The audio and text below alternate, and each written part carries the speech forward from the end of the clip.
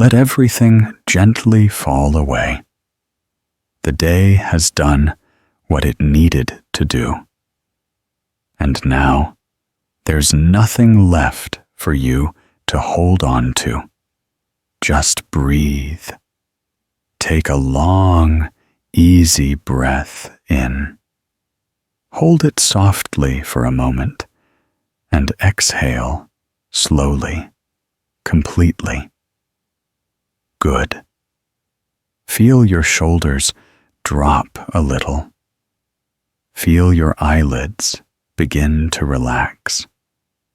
You are here, right now, held in quiet, supported by the ground, wrapped in the hush of evening. There's no need to try, no need to think, only to listen and to feel your body getting heavier, warmer, softer with every breath. The world outside is quiet now.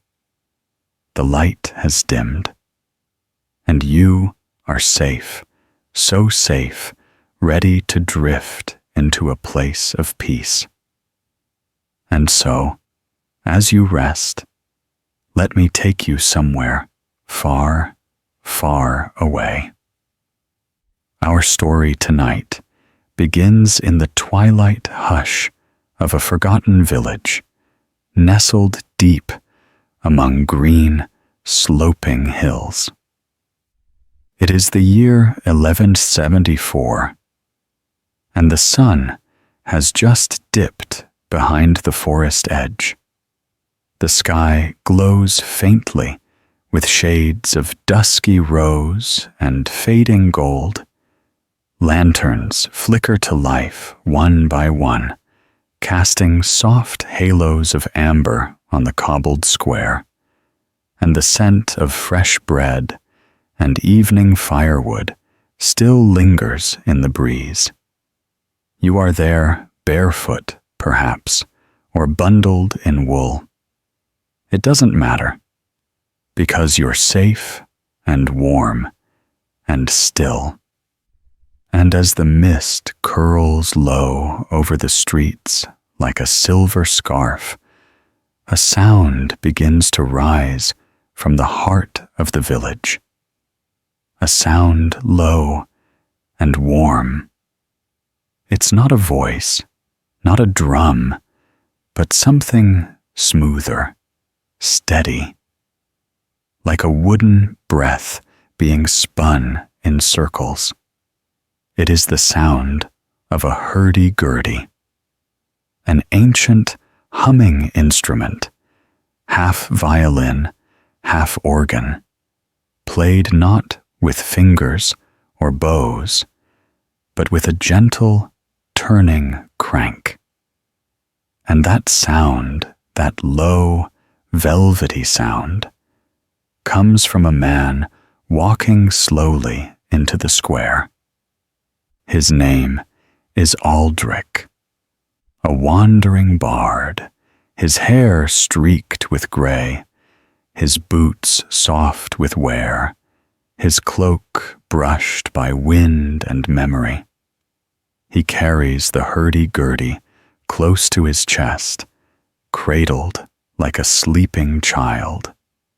And as he walks, he turns the crank, and the wheel within begins to spin, sighing against strings rubbed with beeswax. Yes, beeswax. A secret known by only a few old musicians. They would line the instrument's wheel with it, because they believed the wax softened the sound, made the tones rounder, warmer. A hum that drifted not into ears, but into hearts. And as Aldric settles by the old stone fountain, he begins to play in full. The village holds its breath. The baker in his apron pauses in the doorway. A child with grass-stained knees stops mid-laughter. A woman pulling herbs from her garden looks up, fingers still full of thyme and mint, because Aldric's music is not just heard, it's felt. It spills into the cracks between cobblestones. It dances around lantern light. It settles into the folds of cloaks and the corners of windows. It warms the very air. And slowly, gently, the square fills. People gather quietly, drawn like moths to a candle that doesn't burn, but soothes. You're there too. You find a soft wooden bench, or a patch of grass still warm from the day's sun. You rest your hands in your lap. Close your eyes if you'd like, and let the sound pour into you. Aldric plays melodies no one has ever heard, but that everyone somehow remembers. Tunes that feel older than the trees, older than the stones, as though passed down in dreams. There are no words, just the turning of the wheel, the steady drone of the bourdon string, the dancing notes that rise like morning bird song, then settle again like autumn leaves, and the music begins to tell a story, not with characters or kings or battles, but with feeling. You see snow falling gently in a pine wood. You see a deer pause at the edge of a quiet glen.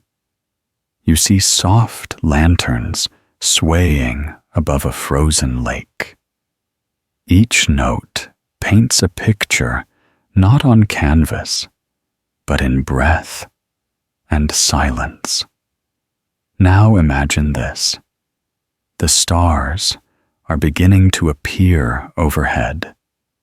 Tiny silver flecks blinking through the blue-black sky, one by one, as if drawn out by Aldric's melody. A soft breeze stirs the ivy along the stone chapel. Somewhere, a dog lets out a sleepy yawn, and the fountain behind Aldric continues to babble, its water catching moonlight and scattering it like tiny diamonds. The hurdy-gurdy sings on. It doesn't shout. It doesn't dazzle. It comforts. It knows you are tired. It knows the day has asked much of you.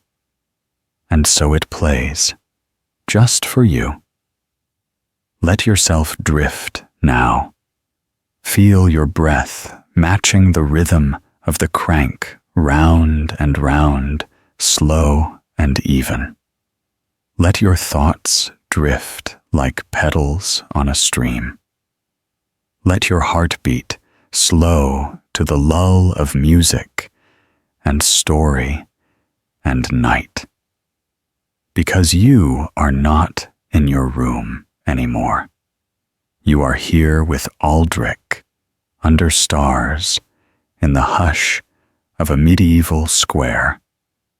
And nothing can touch you here except for peace. And with every turn of the crank, you go deeper and deeper into rest.